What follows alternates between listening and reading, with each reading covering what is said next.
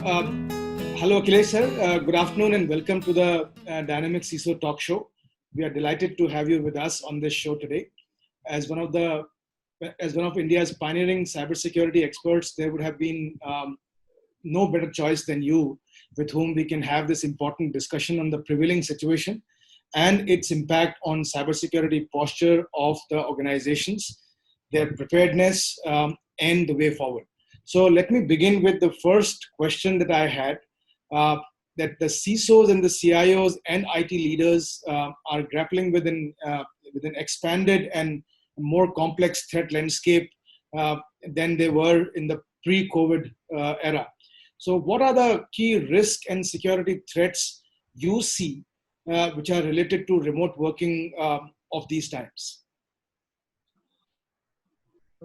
First of all, thank you so much for getting me to talk on your show. I regularly follow what you've been doing, so thank you so much for raising the bar with respect to cybersecurity awareness and its implications to our businesses.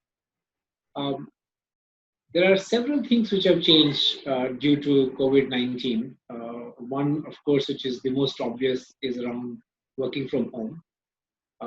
And it's got implications. The first and foremost is the ability for organizations to control the asset as they were within the enterprise versus what they are today is quite different. Now, one would think that we are all connected and therefore we have the same ability to do it. The answer isn't as simple. The first is a lot of people are working with their own personal devices compared to what they were working with the corporate devices, because this entire lockdown and moving to alternate working model happened without notice. So I do know many companies which had desktops for people, and when they started to work from home, they allowed them to use their personal laptops and other devices. So the security levels for those personal devices sometimes may not be the same as the corporate devices. The second is the world of cybersecurity is not static. So it doesn't mean that you can make a device secure today and forget about it. You have to keep it secure at all times. Now, the ability for the enterprises to make sure that all remotely connected devices are as secure isn't really easy, because many times the devices may not connect to the domain controller, may not connect to the corporate policy networks, because these days with cloud instances, you don't need to necessarily go to enterprise authentication to go to the other parts of your services. So there is less ability to push policies and make sure that the devices are secure. Third is really the controls which existed around the physical part of the machine have gone away. So if you see in the past, you couldn't do a lot of things because you were working within the enterprise. Today, the assets are all over the place, and people's ability to, especially people who work with sensitive information kind of areas, working from home takes away a lot of physical access related controls, which dilute the overall control environment. So those three, I would say, are the simple one with respect to the work from home. But then there are a lot of other controls which also become challenged when the corporate people themselves are not able to access the data centers, because it's not just that people, the employees or the associates are working from home.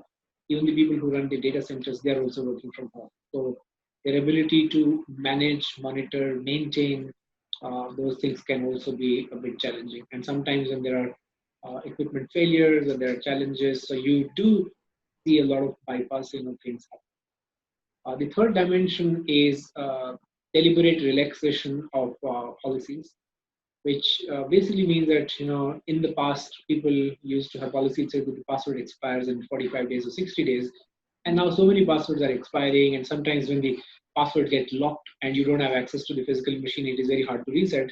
So many companies on a proactive basis have increased their password expiry from 45 to 60 days to 90 to 120 days, and some companies have actually removed the control the password expiry till people come back home. Now, that increases the exposure risk and all that. That's the fourth. The fourth real dimension is the attack vectors have undergone a big change. So which means that while I might be secure from a technology standpoint, but how secure I am as a person. So if you see the increase in ransomware, the increase in phishing emails, the increase in rogue domains has been multifold. So there are a lot of attackers, cyber criminals, who are taking advantage of people's curiosity to learn more about COVID, to know more about how to do certain things and remedies and vaccines and all that. They're luring people to click on rogue links and hijacking machines, encrypting disks, and planting ransomware. So those would be the areas I would think have changed the cybersecurity threat landscape quite dramatically. So thank you so much, Akhilesh, sir, for really explaining all possible dimensions, of threat landscape in today's circumstances. Now, we all understand that, the pandemic containment measures are being implemented. So, and technology and security leadership have to ensure that the organizations function securely as these containment measures are being put in place. Now, the complexity has grown multifold from keeping lights on to thwarting the dreaded threats. So, how do you comprehend the post-COVID-19 situation with regards to cybersecurity and risk management? It is very hard for anybody to predict how the future would look like for us as office workers. Going beyond and predicting the future of cybersecurity is even tougher. For us to predict how the economy will look like, how the future of work would look like, will people be working from home more or will people be working in groups? It's very hard. But I can tell you there'll be few certain outcomes which are going to be there. First is people would like to get more with less. So there would be a need for us, especially the security practitioners and professionals, to be innovative to say, how can you do more with less? So as much as companies would like to optimize the spend on all other areas, they would also like to optimize the spend on cybersecurity. I'm not suggesting that they would like to reduce, but to the extent you can optimize and do more with less. So that will be clearly one of the areas. And I'm working with several clients who are saying that, can you really help us reduce the cost of security without reducing the value of security? So how can you do more with less will be a clear expectation from the client. The second would be re-architecting the cyber strategy, which will go around all the three dimensions of people, process, and technology. Technology part is much easier. I think we are all hearing about, the classical multi-layered world will go away. So it's not going to be about, you have perimeter firewall and then you feel safe and then you have fewer controls. It is going to be a distributed world. So therefore, and I don't want to misuse the word zero trust or those kind of things, but there will be a different security fabric and architecture from a technology standpoint, which will evolve for a distributed organization than it's for a concentrated organization. The second part on the people side, we will see a big change in people's ability to deal with cyber threats as an individual. And I know organizations have spent a lot of time educating people on how to deal with cyber risk. I think that's one area where we have not done enough and a lot needs to be done, where people's ability to detect or understand what the risks are and what it can do to the organization have to change. And clearly, the awareness programs are not the way to change that, because classical security awareness program don't deliver results. That's been my hypothesis for a long time. So there'll be different ways. How do you create a culture of cyber risk, and how do you get people to be more accountable? It could be not just about telling what to do, but it could also be managing the consequences and penalties, etc. Those kind of things. And the third one on the process side is how do you really onboard different devices, different entities, different providers, because the future of work will not be about having all the people who work for you. It'll be about distributed workforce, fluid workforce, more third parties, and those kind of people. So how do you manage identity and authentication for people who don't work in your control at all times? So the changes around process. So those would be the three changes across the people, process, technology wheels.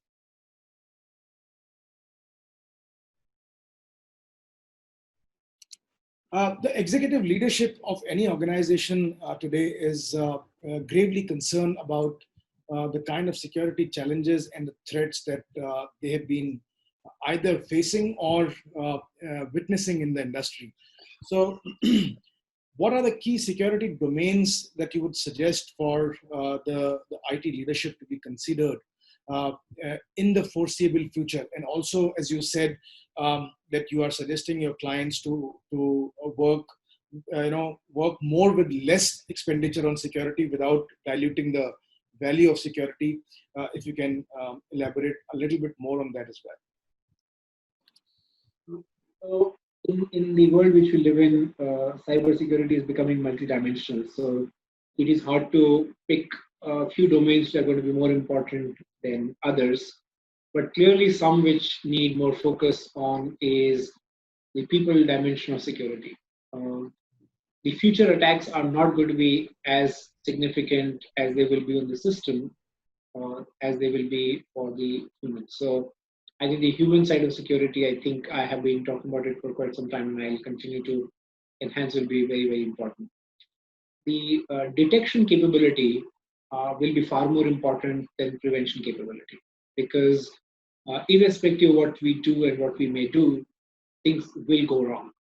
And not having strong detection capability can put us in bigger risk than just not having the prevention kind of capability. So how well and how quickly you can detect when there is a malware or infection or something going wrong would be the second biggest domain we'll have to deal with. And the third area is, in some ways, applying automation to do certain tasks, as I mentioned about doing more with less. Security engineering and security operations hasn't seen enough of what I would call, effective automation. So that would be another area where we could depend less on humans, would depend more on machines to manage the operations and also do the monitoring service. So what we are also seeing is that, ever since the lockdown has been imposed, there has been an increasing uptake of cloud and SaaS-based solutions to make it convenient for the remote workers and to keep the organizations going on without worrying for infrastructure operations. So what kind of challenges has the situation given to the security operations? Interesting, because this is one which has both the dimension of it makes me feel better and it makes me feel worse. There are a lot of things which, by going on cloud, the organizations can feel better. And clearly, one which you talked about is about reliability and resilience. So, cloud is likely to be more resilient than on-prem systems because by nature it is more distributed and likely to be more resilient. Fundamentally, cloud services of reputed providers are also going to be more secure by design. And there are several reasons for that. One being that the cloud providers care about it way more because that's their business model. Cloud providers can invest way more than what the enterprises individually can do. And cloud providers can really manage the best quality talent for managing security than each individual organization trying to do. So there are very good reason that by design, cloud can make us more secure. Having said that, cloud is not the end-to-end story. And therefore, the elements which are not in the control of the cloud provider and are the element which the organization have to do it on their own become more dangerous on cloud environment. So let's say, for example, if you simply host your application and you control everything in the application, and if that application is not secure by design, by being on cloud, it is more vulnerable because there are no perimeter controls left.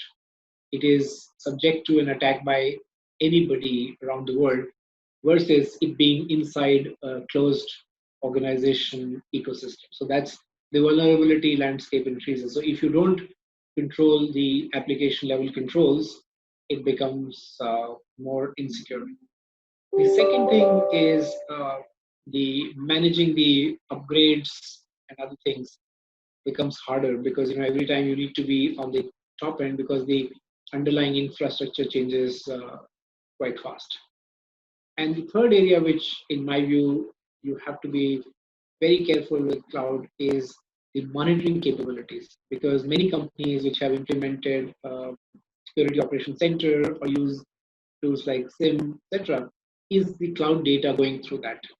And if majority of my cloud data is not going through that, then am I really picking the signals of threats and risks? And that way my monitoring might be incomplete. So as I said, that it makes me feel good because there are great reasons. The cloud makes it more resilient and secure, but it also puts a lot of pressure on the enterprise to be on top of their security plan. Thank you. So, another interesting aspect that I have been I've been gathering while speaking to the technology leadership is that each one of them has unequivocally said that the BCP that they had in their organization, they all had to discard that BCP, and in a way, it failed. While preparing their organizations to deliver services from remote locations. It could be because of many reasons that this was very unprecedented, lockdown. It was a very fairly long duration that it covered, and people did not know, what's going to come and hit them. So how do you envision the new BCP? What element should it contain? I mean, if this failed, then how do people learn a lesson? I think the whole risk management as a theme is always dependent on the fact that how much do I need to invest to protect a particular sum of value. Okay. And it's always been based on the two primary hinges, which is one is how bad can it be when it happens, and how often can it happen.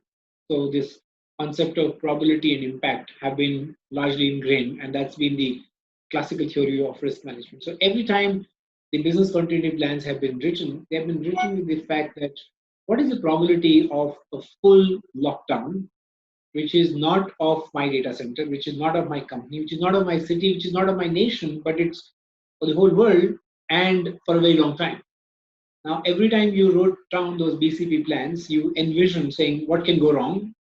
And this situation did not come into our horizon because we rely on probability based on historical events. And the historical event of this nature did not exist.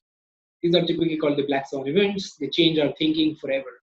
So the fact that the BCP did not work does not bother me, because it did not work not because it was not good. It did not work because it did not envision that scenario. So if I had a BCP to deal with a fire in my building, and if that didn't work, I would have felt much more disappointed than in the situation because it wasn't planned for. What it allows me to do is that it allows me to now plan for the future with a distinct possibility that something like this could happen again. Now, we are a human mind, we can imagine many possibilities, and sometimes we can also imagine impossibilities. But the businesses don't work on impossibilities, so you'll apply the sense of a practical possibility. And having looked at the practical possibility, we still get met with some strange events. So if you recall, a few years ago, we had a very unlikely incident with an airline, which just disappeared out of thin air, and we still don't know where that plane went. And the general philosophy says that if an airline meets with an accident, you should start flying that airline, because that's the time when they just increase their safety investment to the highest level. Because the moment an airline has an incident, they would say, oh, it is a wake-up call, we were sleeping, this can happen, that can happen. They'll put all the investment money into it. And the history has also suggested that the two consecutive incidents in the same airline haven't happened too close to each other. But in this particular case, if you remember, not only did they have a plane disappear, I think in less than 12 months, another plane got shot of the same airline through a surface-to-air missile. Now, that possibility is unheard of, unimagined, and unthinkable. So that can happen. So now, in today's time, one can say, okay, we've now had COVID. When will potentially the next COVID happens when we all come back home? Somebody might say not for another 2,000 years, because that's how it happens. And somebody may say, no, it could happen tomorrow because it's as likely. So organizations in the future, again, the art of risk management is applying the resources in a very judicial manner to apply, so that you don't spend more than the value you protect. So if you believe that the likelihood of that happening is more, and the cost of that likelihood, the cost of that particular incident can be significant and much more damaging, we'll plan for it. So I'm sure the BCPs of the future will address that. Now, question that how they will address, there are several ways, and one thing which organizations are looking at is saying, can we stop calling it as a business continuity and increasing the resilience rather than having to deal with something happen? So can we become, in some ways, the dream of being self-healing systems, that when something goes wrong, I'll predict that it's about to go wrong and I will fix it before things go wrong and I'll move on from there. I think we will possibly invent some of those methods. So I want to conclude this interview, by asking you, as an advisor, what are your 5 key recommendations for CIOs and CISOs to wade their way through the crisis times and enter into the new normal? I haven't thought through 5, so I may say 5 or I may say 4 or 6. I don't know, but I'll try to list them down in terms of what I think my priorities are. I cannot overemphasize the impact of making humans more intelligent about cybersecurity. Our biggest, and I'm calling it biggest with capital letters, our biggest threat is the human side of security. We have to make sure that people are able to deal with security issues, incident, risk, threats in an intelligent manner. So making our people more aware, creating a culture of cybersecurity, not just for your own employees, but also for ecosystem, I think is, if you had some money left, just spend on that, because that will go a long way. The second area where I think we need to focus on, my advice would be for CISOs, is not looking at the enterprise, but looking at the wider ecosystem. If you see around, most of the attacks are not coming into large enterprises within or on them. They're coming in for the providers of those, the third parties, the people who connect with them, because for intruders and attackers, it's much easier to attack a smaller service provider to a large enterprise. So that is another thing which I would say we really focus on. Third big thing is it is important for us to focus on technology, and especially the automation and intelligence angle of technology, to make our processes more robust, because we've reached a size and scale where doing everything by hand, doing everything by the human intervention will be just not scalable. We need to find a way to make sure that we have technology. It's like saying, the CIO goes around and helps the entire organization become more automated. How much does the CIO or CISO spend to make their own house and function more automated? I think that's very important, because now the volume of data, the size of data is going to be very, very hard. The related point, the fourth one, is bringing some sense of prediction, because the world of cybersecurity is not about random events happening. There are random events, but they don't cause a huge damage. What causes huge damage is planned events. They are targeted attacks, they're persistent attacks. And those, in my view, can be learned through early warning signals, having better predictability, looking at better data patterns, either of the external threats or employee behavior or many other things. We are far from making a perfect prediction model, but I think that would be my, you can call it 3.5 or 4, because that's kind of related to it. But I think anything which makes ability to create an early warning signal or prediction will be very important. And now that you said 5, I'm going to talk about the last one, is the ability to contain an attack is very important, because as I mentioned, that detection is important, but when things go wrong, we are going to be in a world where it is, we can't shut systems down. We can't always work on the isolation strategy. So how do you create the ability to respond to an event, an incident, without it causing a significant damage to the rest of the organization. So those are the few things I would say would be CISOs and CIOs should be looking at. Thank you very much, sir, for your valuable time. And as always, it has been a pleasure speaking to you. We all become very enriched after speaking to you on these issues of cybersecurity.